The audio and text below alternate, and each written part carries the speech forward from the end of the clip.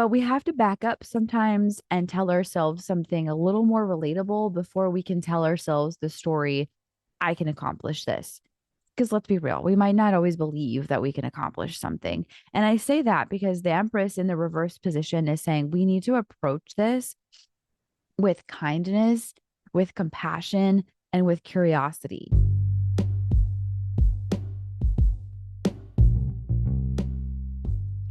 Hello, and welcome to the Empress podcast. I am your host, Jessica, known in the online space as Jess the Empress. I started this podcast to help you be present with yourself, cope with chaos, and simplify your life. I do this by combining psychology, behavioral science, and the tarot. I have a background in mental health, specifically a master's in clinical social work from USC, and I'm a professional tarot reader.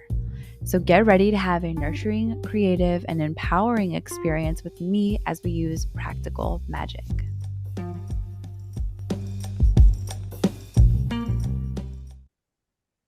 Hi, hello. I'm happy that you're here. Thank you so much for taking the time to be with me. I appreciate you.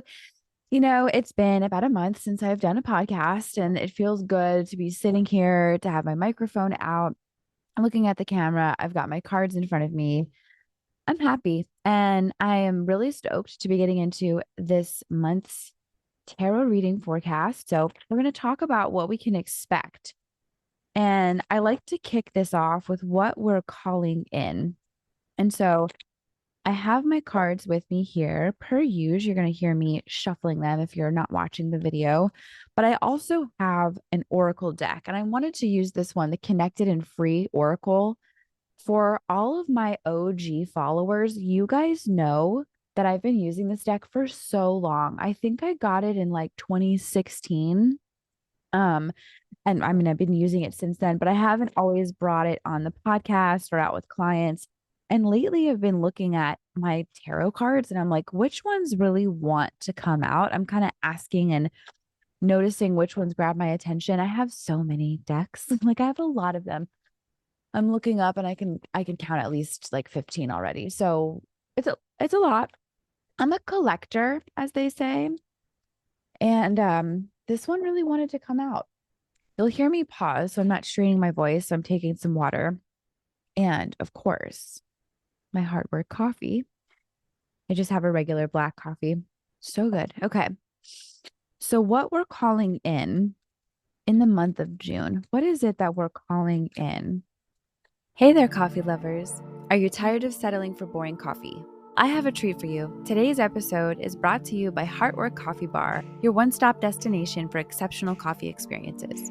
Whether you're a coffee connoisseur or just someone who appreciates a great cup of joe, Heartwork Coffee Bar is here to elevate your coffee game to new heights. At Heartwork Coffee Bar, they take pride in their craft because each batch is carefully roasted to perfection, ensuring that every sip is a symphony of flavor.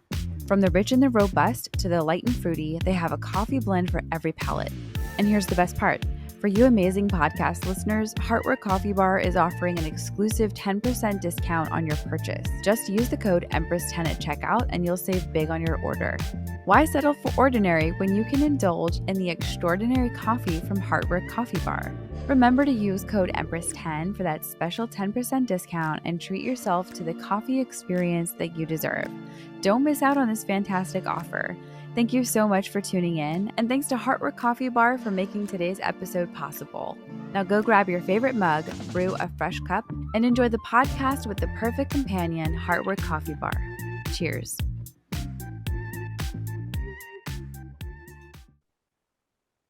All right, we have the Empress in the reverse position. We have the King of Swords, and we also have the Magician. We're calling in new thoughts. It's so important that we shape our minds as a healthy and happy place to live in. Our minds can take us down the craziest places. I know that my mind does. I know that if I just let it run amok without reinforcing the things I want to think about, without giving it a place to go, without tasking my brain to think about something specific, it will just tell me that I'm horrible. It will just bring up all the mistakes from my past and be like, you should hyper focus on these. Like it's the worst. Like I love my brain, but sometimes I'm like, what are you doing? But I mean, realistically, my brain is just being a brain and there's nothing wrong with me. So look, if your brain takes you down the dark and twisties, all the weird stuff, it's just your brain being a brain. But what we're talking about in the month of June with the Empress in the reverse position, the first thing I got was about nurturing ourselves. And I was thinking, okay, what type of season are we in as an individual? And because of the season that we're in, we might need to use different language because some things that are more general, the generals we speak to ourselves, they might not really be working with us. They might not really be helping us. And the reason that might be is because we're in a different season of our life that requires new thinking. So I want you to remember all you have to do is start telling yourself new things and you'll figure out what works best for you. And I say this, the starting energy, because it's the magician. The magician is saying, like, you have everything you need to be successful in June to create a nurturing mindset. Everything that you need already exists in this world. So you need to start applying what it is that you think, that you learn, and new thoughts that you introduce. This is exciting. I love that the magician is here. When we're looking at the magician, it is a conduit of energy. That's really what they are. So you have the power to do what you need to do. Do not forget that. And I do this a lot with the magician, but I like to cover up the last part of it and just show like you're the magic, right? Hey, love, I want to ask you to rate and review my podcast. Giving me a 5-star review on Apple Podcasts would mean the world to me. I love knowing who's listening and what everyone is getting from the episode, so please take a moment of your time to share your thoughts, and I look forward to reading your reviews soon. You think, you have a brain, it thinks. What do you want it to think about? With the King of Swords, I feel like this is the introduction to new thoughts, especially coupled with the magician here. If you put your mind to it, you can figure this out. There's a way to do it. I'll recommend a couple things, but you might want to write your old thoughts down and then thoughts that are a little bit more helpful for this season of life. So let's say, for example, you're in a really fast paced season and it's hustle time. There's so much on your plate. You're waking up and you're feeling anxious. Well, you're labeling it anxiety. So, what happens if you label it anticipation and say, I'm feeling this big anticipation about my day? I am going to run my day because I don't want my day to run me. So here's what I'm going to do to run my day. I'm going to write down everything that I want to accomplish, and then I'm going to prioritize what is the most important thing I need to do that day. And then I'll luck out on everything else. I'll max out as much as I can and towards those other things. So we have some strategies here. We can also talk to people that we know really well, and we can say, okay, look, when you're in hustle season, what do you say to yourself? How do you tell yourself that you're going to get through this? How do you keep your mind focused? Another thing, cut out the distraction. The King of Swords is extremely perceptive. While I know that a season of Bridgerton has just dropped, trust me, I watched the first part one. Part two comes out in this month. So I'm like, okay, if I want to watch that and if I want to watch it without feeling stressed or like bad or whatever, then I need to prep for that. It's not something I can just kind of do casually. I actually need to work it into my schedule because I've got a busy month. So, okay, cool. If I know that, let me go ahead and take some action on shifting things around. Now, for you, maybe again, it is a busy season, but it's so busy that you're going to have to wait. You're going to have to wait until July or August to watch that Bridgerton part 2. That's what the season requires, boo, and you can do it. It's hard when you might be in a group of people where they're all talking about the same thing exactly at the time that it drops. And you might be like, man, I'm missing out. I don't have anything to contribute to this conversation. You know what? I want you to stop all of that nonsense off in your mind. I want you to just remember that you're doing life differently than the people that are around you, and they might not get why you can't binge watch, all the new stuff right now. But it's because you're making something happen in your life. It's because you're making your dreams a reality. You're not just sitting around passively with your dreams. June is like, I need you to take your goals seriously. I need you to take your self-care seriously. And so the way you speak to yourself, your mindset about it, it really does matter. You get to put yourself first, and there doesn't have to be a reason why. It's just like the life that you want to live because you want to. I guess that's a good enough for me. That's a good enough reason why that King of Swords is rising above the clouds. See how the clouds are behind him and they kind of look far away. I also imagine that there's a lightness to the King of Swords because those clouds are far away. He's like, yeah, that mess of my mind, it exists, but it's not so loud. It's not something I entertain with any seriousness. I don't really question whether or not I'm going to accomplish these things. I know I'm going to accomplish them. Now, are there going to be some trials and tribulations in the way? 100%. But that doubt doesn't creep in to the point that it becomes an all consuming narrative. But we have to back up sometimes and tell ourselves something a little more relatable before we can tell ourselves the story, I can accomplish this. Because let's be real, we might not always believe that we can accomplish something. And I say that because the Empress in the reverse position is saying we need to approach this with kindness, with compassion, and with curiosity. So, engaging with yourself in this way that says, well, what is it that I do need to tell myself now that is a little bit more believable? That's a halfway point between I can accomplish all my things and I feel like I can't do anything. What is the happy medium? And I feel like that self language can sound something like, I can take one step at a time. Each day, I'm going to figure this out. I am only responsible for what I can control. And here's what I can control. And here's what I can influence. So here is how I'm going to go ahead and take action in alignment with what I can control and I can influence. The rest of it, it's out of my control. So I'm going to place it out of my mind, or at least in the very back of my mind. I want you to realize your potential this month in June. And it's all here for you. It's like you could look in the mirror and you could either tell yourself that you're a total loser and you're never going to amount to anything, which is probably not even your genuine voice. Like it's not. I don't know why anyone would ever say that to themselves or anyone around them. And it's not an effective way to motivate yourself to do the things you need to do. It might put you in action. You may have accomplished things in the past because you spoke to yourself like that, but it's not sustainable.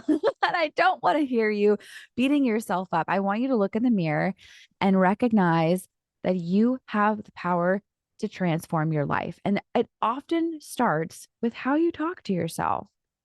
Even on bad days when you don't accomplish anything, how are you going to talk to yourself? Are you going to be mean or are you going to be kind and curious and compassionate? You have choices. I also feel like the magician illuminates those choices. But what I feel like Spirit wants us to know just about with the Empress in the reverse position, make your choices kind, make your choices high quality, make your choices something that matter and mean something to you instead of just, oh, I'll do it because I don't have anything better to do. Really be intentional about your thoughts and how you take care of yourself. That's what we're calling in. We're calling in a better mindset in June. We're calling in a little bit better self care and a lot of compassion, which that's no shock. We're all about that compassion. It's because it's just not fair to be like any other way with yourself, For real. What do we get out of being mean? I don't know. We all do it, but it's just not nice. Let's talk about what we're leaving behind. What are we kicking to the curb? What are we kicking to the curb in June? Four of Cups. Ooh, Seven of Swords inverted. I love this already. Oh, you guys, I'm so excited. Judgment reversed. Sometimes when I read cards, I get this jolt of like, this is good shit. And this is one of those moments. So immediately to me, it's like you're leaving behind this indecision and you're leaving behind this hesitation. We're all leaving behind this doubt.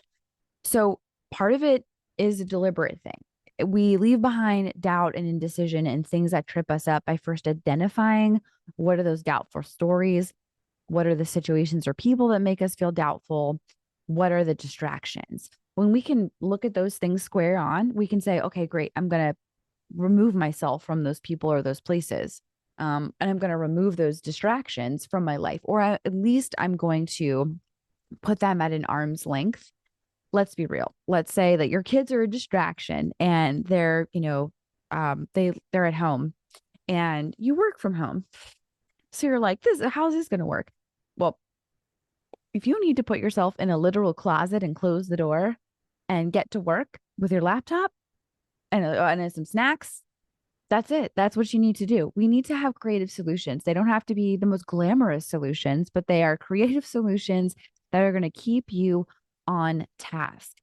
And on task is so important because our minds are constantly getting hijacked by our phones, by all the demands that we have on us today, by capitalism. Like, please, let's take our power back by doing the things that we want to do and not just doing them, but doing them well, doing them with clarity, doing them with focus. Like, I am all about that because it feels a little cleaner than completing a task, but having been distracted almost every single step of the way. And I can say this as a person that has ADHD. Like, if you don't have ADHD, you know what? Good for you. Good for you. I don't know. I don't know what it's like to live a life without it because that's just my brain. But I know that I've really had to work on how I reframe a lot of my life, about how I look at my tasks, my goals, about how I create my calendar. I talked about that last month. There's things that I do because there are strategies that work for my brain that keep me focused. And at the end of the day, if I'm having a really good output and I'm happy and my body is happy, then who gives a shit? You know what I mean? Like, there's nothing anyone can say about it. It's my judgment at the end of the day as to whether or not I really like my process and I feel like my process is effective. But I want you guys to really consider what is an effective process for you. Again, it's going to be eliminating or putting at a distance the things that make you feel doubtful, the people that make you feel doubtful. When doubt is coming up in your body and in your mind, it is absolutely your responsibility to check it and say, okay, I noticed that you're here, but what's the deal? Like, do you need something from me? Do we need a little bit of reassurance right now? Sure. Great. Let me shift into giving myself a pep talk. Not every moment is designed for us to be trying to find the root cause of stuff. I keep seeing this as a distraction for some of y'all because, like, look, if you've identified the root cause at some point in your past because you've done maybe some more deeper personal work, that then you know the root cause. You don't have to keep digging it up every time. You know it's something that happened when you were 15 and someone said some shit and you just all of a sudden were like full of doubt. So we need to just not take so long in this department of like self inquiry. It doesn't have to be this thing that takes forever, or takes hours or even 20 minutes. It can really be something where you're like, oh, I noticed some doubt. Let me tell myself something that's helpful. Thank you, doubt, for being here. Of course, I don't want to be judged. Of course, I want to do this the best that I can. But you're not really. There's more to the story here. There's a bigger picture than just what you have to say, and I'm going to bring in that full picture. So with the Four of Cups here, I keep getting this. It's like this might not be the season of going deep and uprooting everything. The Four of Cups is saying that you need to keep some things at a distance. There's a reason why you might need to be a little bit guarded. And that reason is because it's not the time to deal with some stuff. Like, and that's okay. That's totally appropriate. The Seven of Swords in a reverse position, it's like there's less distraction. I really see that. Like, you happen to be your biggest distraction. Your mind happens to be your biggest distraction. So I know that you want to blame your kids. I know you want to blame Netflix. I know you want to blame your phone. But that's just, we can't be using these excuses anymore. Is it hard sometimes to create new systems within your household, to create new habits? Yes. Yes, it is hard sometimes, but you can do it, because the consequences of not doing it are probably a lot like what you've already experienced, and you didn't like what you experienced. So why would you want to keep experiencing it? I mean, you don't. So with the judgment card in the inverted position, in the reverse position, I just feel like it's, you already kind of know the consequences. You've tasted them before. You don't like that plate of food or flavor. Come on. Why are you going to order it off the menu again? With the seven inverted, seven of swords inverted, you need to take a look again at what I've already talked about. What makes you feel doubtful? Who makes you feel doubtful? What's distracting you? Because that's what you need to leave behind. That's what we all need to leave behind in June. Tightening up the ship, as my partner and I say, cleaning it up a little bit. Let's talk about the mind, body, soul connection. All right, let's go here. Mind, body, soul connection. All right, we have justice in the reverse position. Knight of Pentacles inverted. Oh, the Hangman inverted. What? Talk about the victim. This is it. So you can't be a victim to everything. This is kind of what I want to say. Okay, I'm going to go for this. So you can't be a victim to life. That's what I mean by everything. Look, it is exhausting to live a life calling out every single injustice that you see, be it your injustice, the injustices around you. Look, um, I love to live in a fantasy. I love to live in the utopian, idealistic, John Lennon, we're all one. There's no war, there's peace. Look, okay, that's nice. And that does fuel me to do what I do, because I want to uplift people. Like, I believe in that. And I believe in doing it to the utmost ability that I can in this lifetime. But war is still happening. We're not living in a utopia right now. We are not living in an idealistic society. So injustice exists, and it sucks. It totally sucks.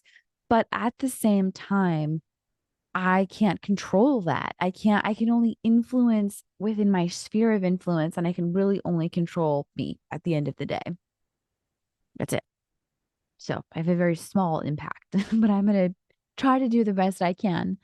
So with justice in the inverted position, I feel like mind body connection has to come into a greater balance. And the way that you bring greater balance is recognizing that you're not a victim to life. You have power and you have agency. And it's so important that you explore, like going back to our other messages, what you can control, and then work diligently at those things, because that will bring you the greatest reward and the biggest sense of freedom. I promise.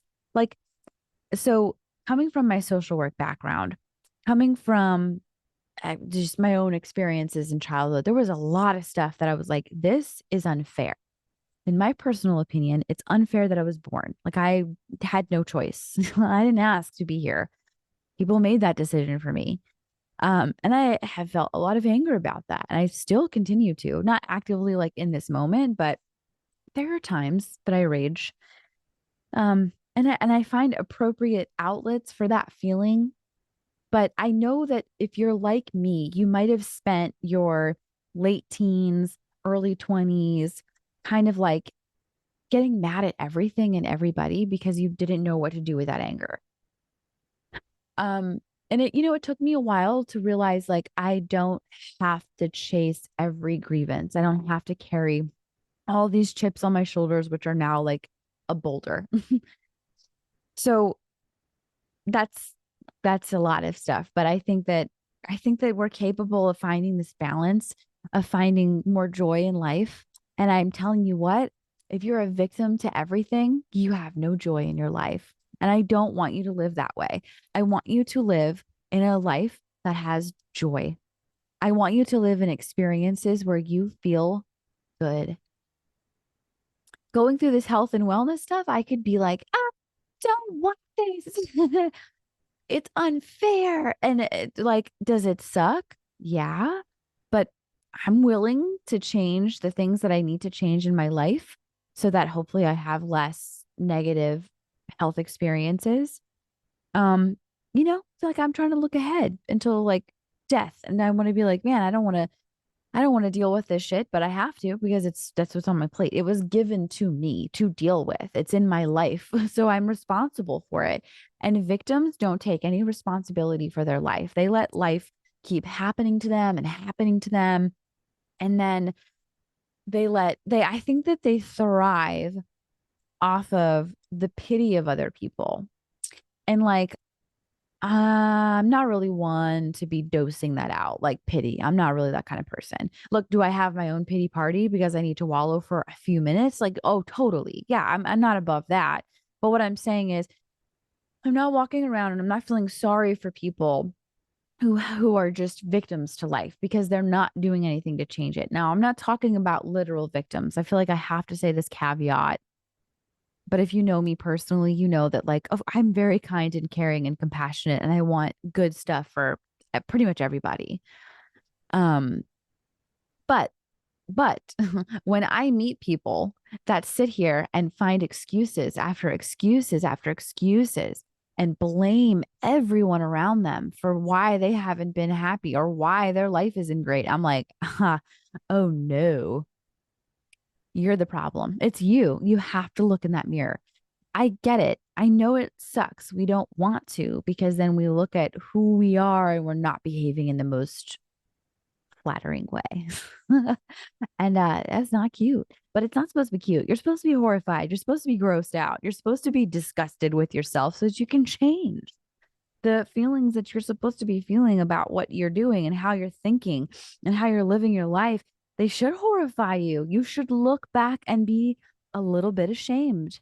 Like, and there's nothing wrong with a little dose of shame. It's not toxic shame, it's pro social shame. It's the shame that is necessary to create change in you so that you can be the person that goes out and makes the changes that you actually feel successful with. Like you're stoked about what you're doing because you're living a life that's aligned.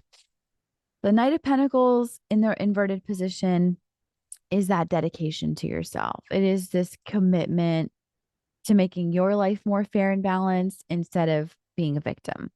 So I think, like, going back to my own experiences, responsibility is what shifted things from being a victim in my life. From when I was always angry, I had to take accountability for what was always making me angry. And a lot of it I realized was stuff that I couldn't control.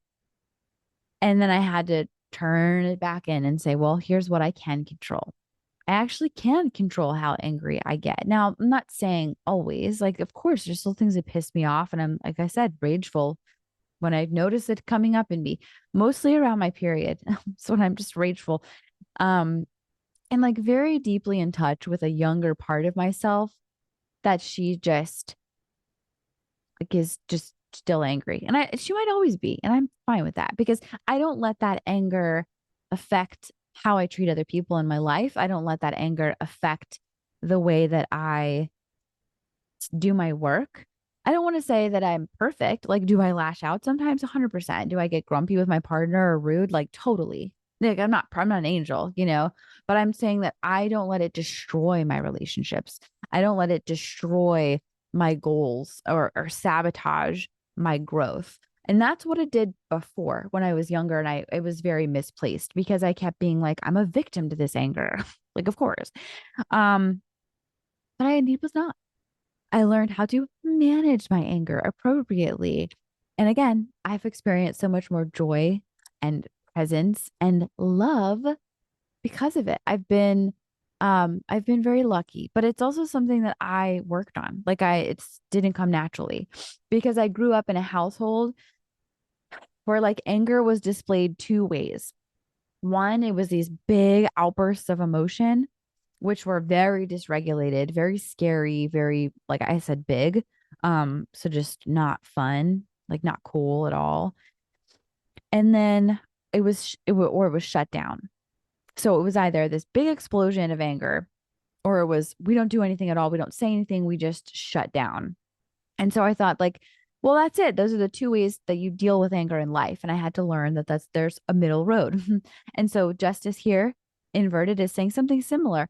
Our mind, body, soul connection, they feel more connected when we're taking responsibility for our life, for how we feel, for how we think, for how we take action, for the results we did get and the results that we didn't get. Results we didn't get can be a positive thing in our life, just like the results that we did get can be a negative thing because we didn't like what we got. So we really need to take inventory, and ask ourselves what's going to bring us in balance. And once you recognize what will bring you in balance, you can't make excuses around not having that then in your life, or not taking action to make that happen in your life. You can say, there's a couple of things that are challenging. Okay, let me step into my creative power to then create the solution. Solutions are possible. If you put your mind to it, if you actually put your mind to it, and it looks different for everybody, but you can't make excuses. You can't be a victim and then expect to have a wonderful life. Those things don't work. That's not a thing. Like, do you know anyone that plays the perpetual victim that has a wonderful life? Do you know anyone that takes zero responsibility for themselves and has a wonderful life? And by wonderful, I mean valuable relationships, relationships that are full of love and listening and compassion. And that person, are they walking around outside and are they grateful? Do they have an attitude of gratitude? Do they bring anything to your table when they come? When they come over to you and they want to engage with you, do they actually bring anything? Or do they just show up and they want to take from what you've put on your table? You know, these are very important questions we need to ask ourselves. I want you to dedicate time to you. I say that always because I think it's important. Let's shift into, as we wrap up here, the oracle cards. Yes, from this connected and free deck. Feminine, soul knowing. Ooh, and the crown chakra. I love that the crown chakra is here because that's totally the vibe in um our King of Swords energy, our magician. I would even say the Seven of Swords. So all these like air cards, because the crown chakra is connected to universal wisdom. So there's a way that we're thinking about our life that's very human. Of course, it's all going to be human, right? Because the brain's like a human condition. But there's this stuff that we ruminate on that's just full of ego and garbage, and we really don't need to keep paying attention to it. Crown chakra suggests that there's an openness and a receptivity that something greater can come down and just be in us.